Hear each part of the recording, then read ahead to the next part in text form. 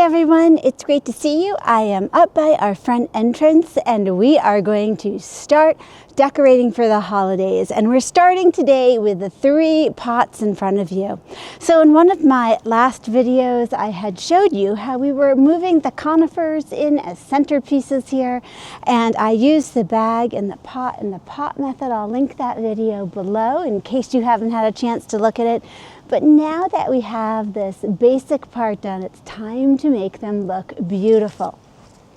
So the first thing we're going to do is we're going to be adding these obelisks to each pot.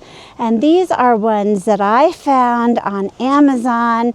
And once you get them situated, they're wonderful, but you have to sort of work with them a little bit until you get everything spaced out just the way you want. Oh, I like that. Let me take a look back. And you want to make sure that you tighten the top really well.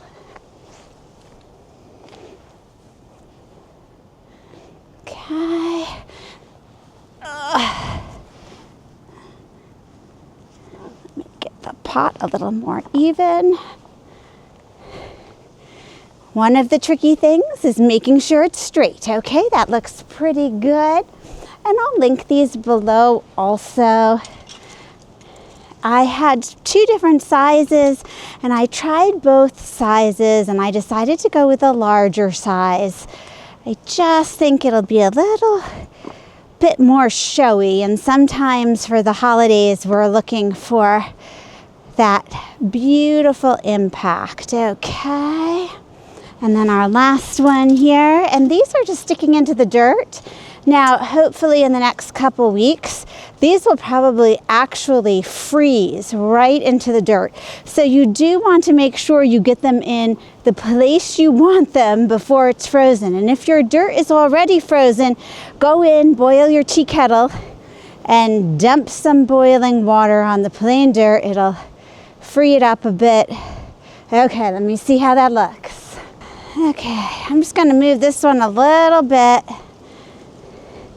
because I sort of want to see my tiny Kurlsdorf curly white pine through here.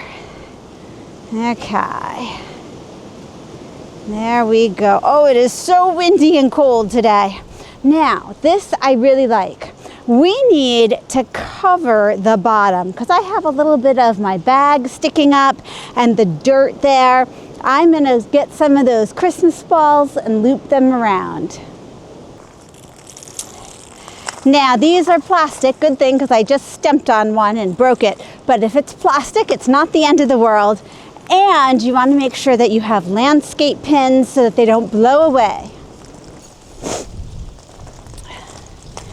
I'm going to try one of these per planter and just sort of wrap it around multiple times. These are 5 or 6 feet in length, but I think if I do some multiple times around, not only will it use up that length, but it'll really cover the dirt well. Let's see if I'm right or not.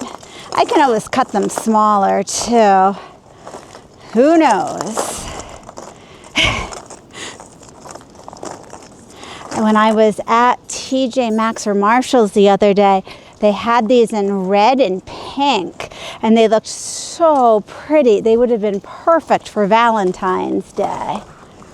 So I was wondering if they're still there at the after Christmas sales. Maybe I'll pick those up and trade these out for the red and pink ones to get us through February. Okay, just sort of tucking that behind here. This is where the landscape pins really help, because once you get them in the place that you like, you can really secure them in. Okay, there we go. Let me see what I think. If you like them hanging over the edge like this, you certainly can leave them that way. I'm going to sort of try to tuck them in a little bit more. So it's like this thick coating of Christmas balls right in the planter. Yeah. They almost look like shiny apples when you drive by quickly, which is fine. Fruit is a great way to decorate too. I assure you our raccoons would much prefer if I put a bunch of apples in here. Okay, let's see what we think of that. Yes, that is much better. Now we're going to do the same thing with the others.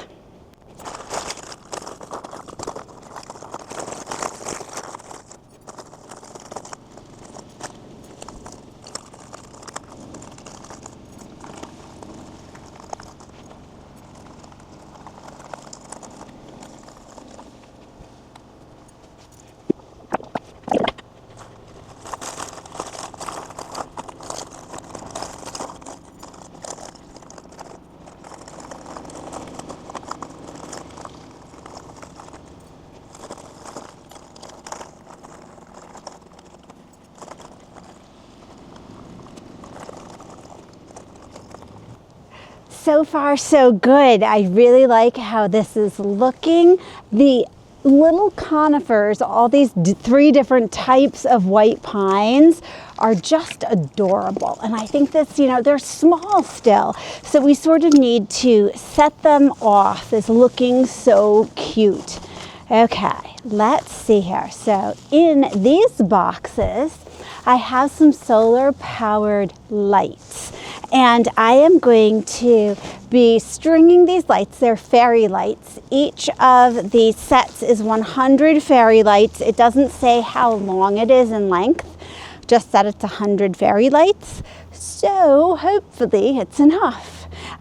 We're going to just loosely wrap the spokes of this obelisk and see how it comes out. I do not have a good track record with lights in that I don't have the patience to go slow and unwind them the correct way. So we'll see how it goes. You never know. This is the part that gets the sun. So on a cloudy day, they might not come on at night because they haven't recharged through the day, but I'm hoping that we get enough sun that most nights we can get, even if we get 4 hours, 5 hours out of them, that would be fabulous.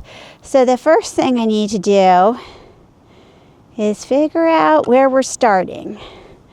Okay, so this goes in here. I'm just going to stick this in here for now, and I might move it, to get the sun better in the future. There's an on and off switch, and then there's a mode switch. We'll figure those out in a little bit.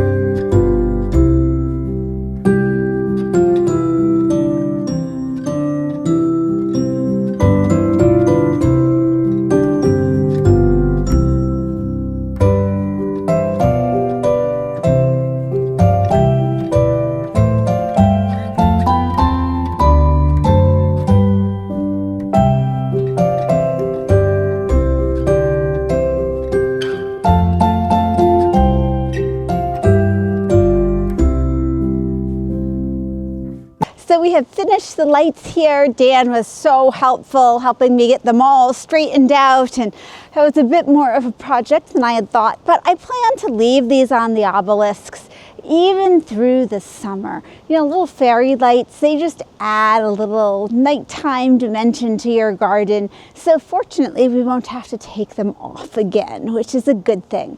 I love how these look. They're bright, they're cheerful, and hopefully the lights work. We didn't check them out before putting them on, so you might see a picture at the end of the screen if we can get them on tonight. I don't know if they're charged or not for once it gets dark. So we shall see, but I think we're off to a good start with our decorating. Thanks so much for joining me, and I'll see you in the next video.